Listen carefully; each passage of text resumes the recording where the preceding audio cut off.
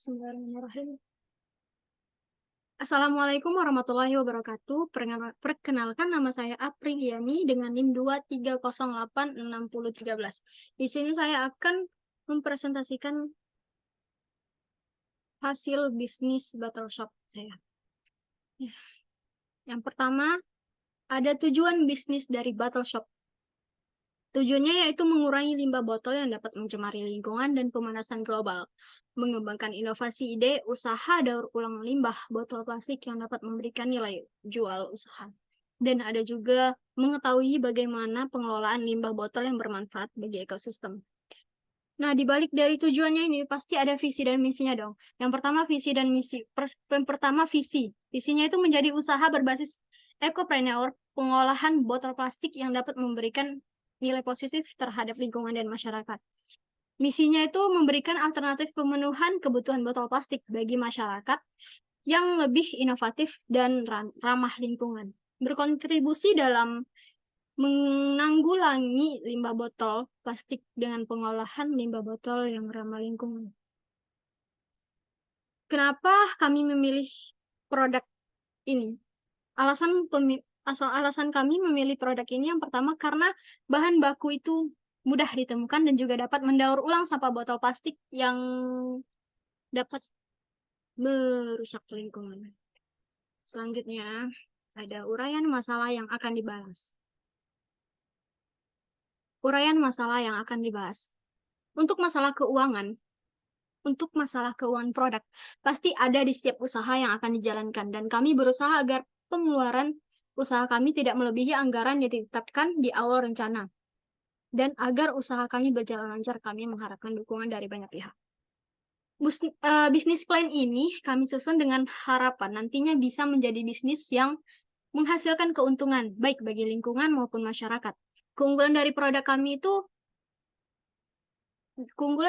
yang kami hasilkan itu nanti diharapkan mampu menarik perhatian dan minat masyarakat untuk membeli produk kami, yakni botol plastik yang memiliki kesan unik tersendirinya.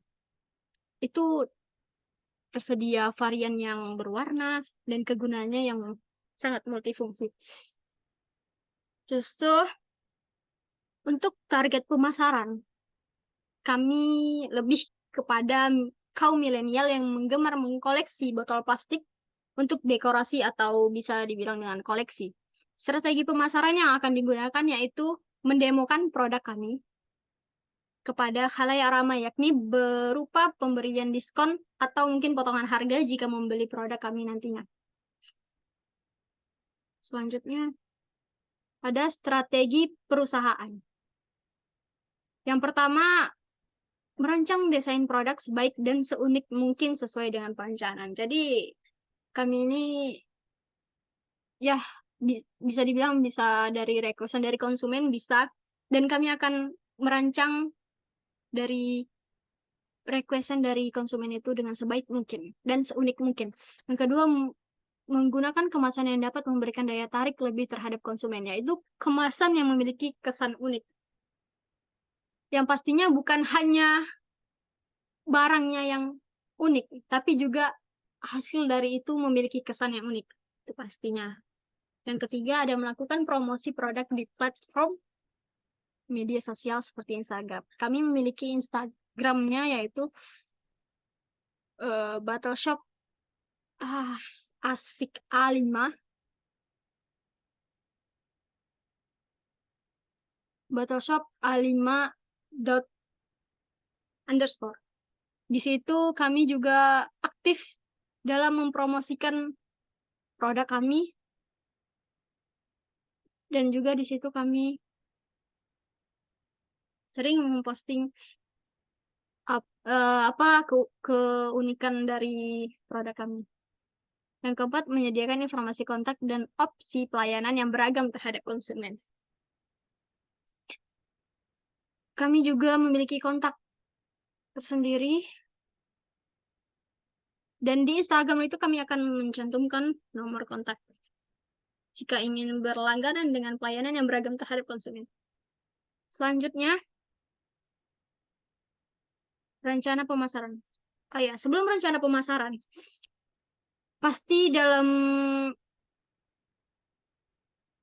produk kami itu memiliki apa sih kegunaan, keunggulan, dan keunikan serta dalam inovasi produk itu. Kegunaannya itu pada dasarnya yang pertama, pada dasar ke, ke kegunaannya pada dasarnya itu manfaat botol adalah tempat air yang biasanya untuk membawa air untuk minum sehari-hari.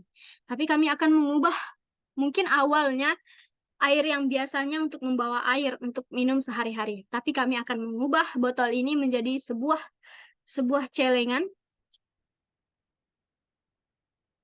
yang merupakan suatu tempat yang berfungsi untuk menabung uang. Celengan dapat digunakan sebagai sarana untuk menabung sejak dini. Lalu keunggulan dari produk kami itu bisa jadi hiasan atau koleksi atau juga bisa menjadi sarana tempat menabung sehari-hari. Lalu keunikan dari produk kami apa sih? Keunikannya itu bentuknya yang beragam serta berwarna-warni. Itu yang memberikan keunikan dari produk kami, yang menarik perhatian untuk bisa mengoleksinya.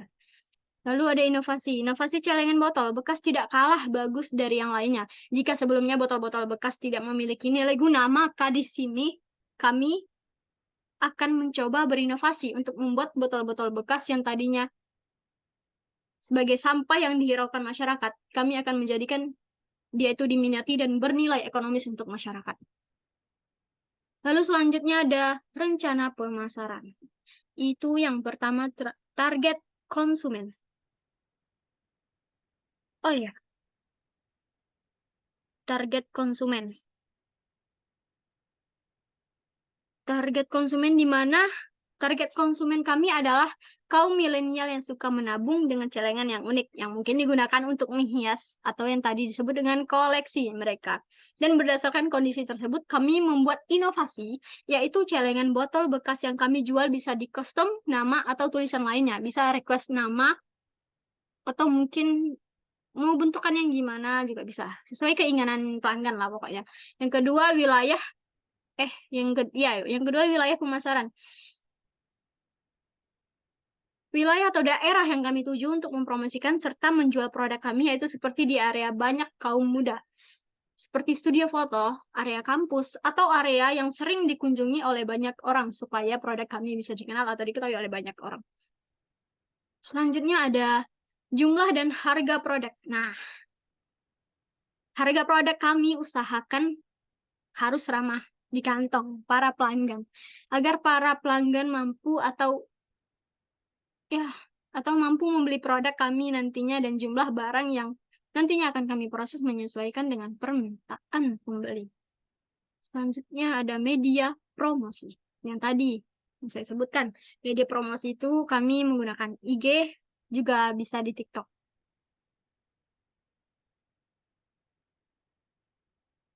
Apalagi digital ini, bernuansa digital ini atau yang sedang saat ini tren-tren yang menggunakan media sosial sebagai media jualan atau promosi bagi produk kami nantinya, ada banyak keunggulan yang akan kami cantumkan. Selanjutnya ada kondisi persaingan. Nah, dalam dunia bisnis ini pasti ada persaingan ya. Dalam kondisi persaingan ini pasti ada, tapi walaupun ada banyak pesaing, sekalipun kita harus bisa mengutamakan produk kita daripada produk pesaing. Dari yang kami lihat, pesaing dari produk kami biasanya orang yang sudah ahli dalam daur ulang kertas, tapi kami harus bisa menyaingi mereka dengan produk yang kami hasilkan. Terus selanjutnya ada rencana modal. Oke. Sebelum ke rencana modal, pasti ada dong dampak usaha terhadap lingkungannya. Dampaknya itu terhadap lingkungan usaha kami mungkin agak merugikan pada lingkungan, karena mungkin setelah pelanggan kami membeli celengan botol bekas kami, kalau mereka sudah menggunakan, jika celengan itu dibuka, pasti mereka akan membuang dan hal itu yang akan berdampak pada lingkungan. Tapi keuntungannya, juga ada yang pastinya lebih besar dari kerugian yang dihasilkan, yaitu mengurangi produksi limbah kertas dan memberikan alternatif produk ramah lingkungan pada masyarakat. Lalu, risiko bisnisnya apa? Dan pengelolaannya bagaimana? Risiko bisnisnya itu yang pertama pasti saingan terhadap produk yang kita jual. Atau kesalahan dalam membuat produk yang diinginkan oleh pelanggan, ataupun sulitnya menemukan bahan baku untuk produk. Dan masalah keuangan yang mungkin terjadi nantinya akan, tetapi kami harus berusaha agar risiko yang dihasilkan ini tidak merambah pada kegiatan utama produksi produk usaha kami. Oke, lanjut ke rencana modal. Rencana modal kami perorangan itu 50.000.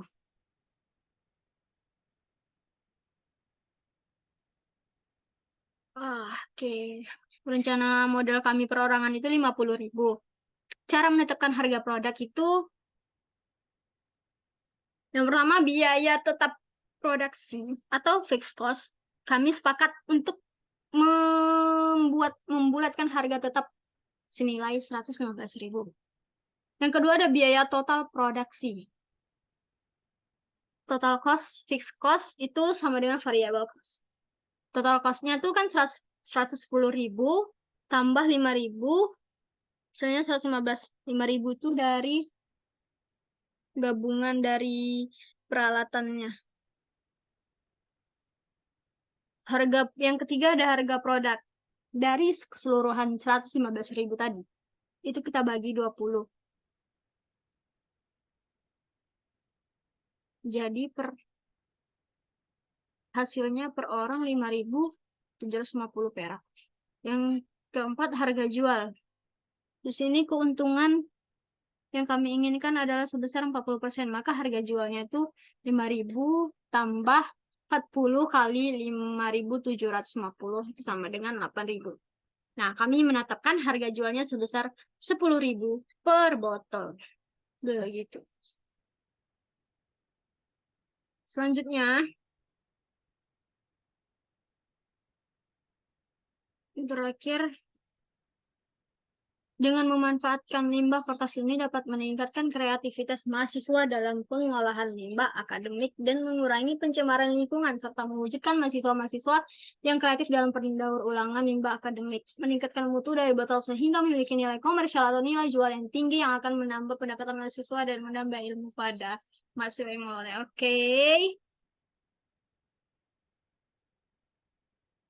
Nah, dalam penutup, kami memahami bahwa mungkin pendaur ulang botol bekas dapat menjadi peluang bisnis yang sederhana, namun berdampak besar. Kami meyakini bahwa rencana bisnis ini memiliki potensi besar untuk sukses dan berkontribusi pada pertumbuhan bisnis dan keberlanjutan jangka panjang. Rencana bisnis ini mempresentasikan komitmen kami dalam menciptakan usaha yang berkelanjutan dan ramah lingkungan. Kami yakin bahwa usaha ini tidak hanya akan memberikan manfaat ekonomi, tapi juga berkontribusi pada pelestarian sumber daya alam dan lingkungan. Rencana bisnis ini adalah awal dari perjalanan panjang kami untuk menjadikan dunia yang lebih hijau melalui pendaur ulang botol, serta kesempatan ini merupakan langkah awal dalam mewujudkan visi dan misi kami tadi. Dan kami siap untuk menghadapi tantangan, risiko, apapun lah itu, dan peluang di masa depan. Kami mengundang para pemangku kepentingan untuk bergabung dengan kami dalam mewujudkan visi ini dan menciptakan dampak positif yang nyata. Baik, terima kasih kepada semua. Mungkin terima kasih pada konsumen, tim, dan penyusunan rencana bisnis ini. Dan kami dari kelompok 12 ini kami siap untuk menghadapi tantangan dan peluang yang ada di depan. Baik, mungkin itu saja presentasi dari saya dan berikut foto-foto dari hasil kami. Saya akhiri, wassalamualaikum warahmatullahi wabarakatuh.